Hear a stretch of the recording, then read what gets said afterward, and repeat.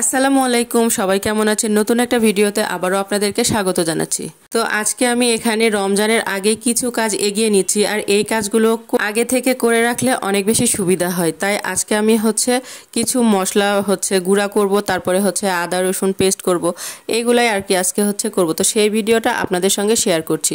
তো এই তো প্রথমে আমি এখানে ধনিয়া নিয়েছি, আর ধনিয়াগুলোকে আমি আগে থেকে ধুয়ে বেছে পরিষ্কার করে নিয়ে তারপরে এখানে একটু শুকনো খোলায় ভেজে নিচ্ছি। একেবারে পুড়িয়ে ফেলা যাবে না, তাহলে আবার খেতে ভালো লাগবে না। একটু গরম হয়ে যাওয়া পর্যন্ত সুন্দর করে নেড়েচেড়ে ভেজে নিব। যখন সুন্দর ফ্লেভার ছড়াবে সেই পর্যায়ে নামিয়ে নিব। সেমভাবে আমি জিরাগুলাকেও কিন্তু ভেজে নিচ্ছি। নিয়ে এগুলোকে আমি এক জায়গায় করে ঠান্ডা হওয়ার জন্য রেখে দিব, যেন খুব সুন্দর ঠান্ডা হয়ে যায়। আর তারপরে ব্লেন্ড করলে খুব সুন্দর মিহি পাউডার তৈরি হয়ে যাবে। তো এইখানে আমি শাহি গরম মশলা তৈরি করব। এই জন্য আমি এখানে অনেক রকমের মশলা নিয়েছি, আর এগুলোকে আমি আলাদা করে আর দেখিয়ে দিলাম না যে কি কি মশলা নিয়েছি। তো এই ভিডিওটা কিন্তু আমার অনেক আগে একটা ভিডিও দেওয়া আছে, মানে শাহি গরম মশলার যে ভিডিওটা, এটা আলাদাভাবে একটা ভিডিও আকারে শেয়ার করা আছে, চাইলে আপনারা দেখে নিতে পারেন।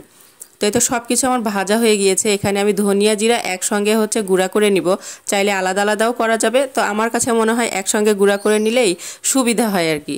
তো এই তো আমার ধনিয়া জিরার গুঁড়াটা হয়ে গিয়েছে। এবারে আমি এখানে শাহি গরম মশলা যেটা, এটা গুঁড়া করে নিব।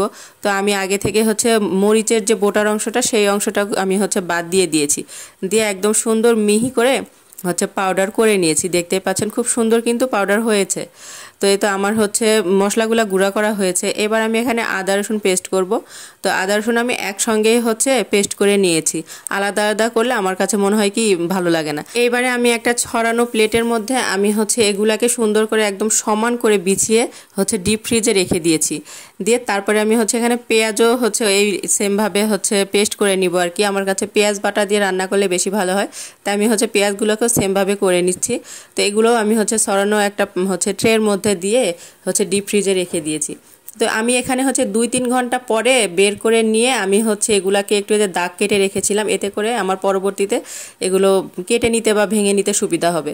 তো 2-3 ঘন্টা পরে আমি এগুলোকে ওভারনাইটের জন্য রেখে দিয়েছিলাম, যেন একদম শক্ত হয়ে যায়। দেখতেই পাচ্ছেন একদম পারফেক্টলি শক্ত হয়ে গিয়েছে।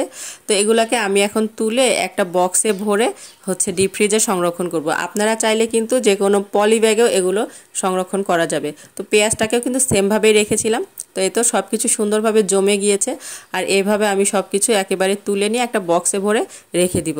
তো আপনারা কে কে এইভাবে করেন অবশ্যই কমেন্ট করে জানাবেন, আর যারা করেন না তারা অবশ্যই করে রাখবেন। এতে করে দেখবেন কাজে অনেক বেশি হেল্প হবে আর সময়ও বেঁচে যাবে। তো আজকের মতো সবাই ভালো থাকবেন। আল্লাহ হাফেজ, আসসালামু আলাইকুম।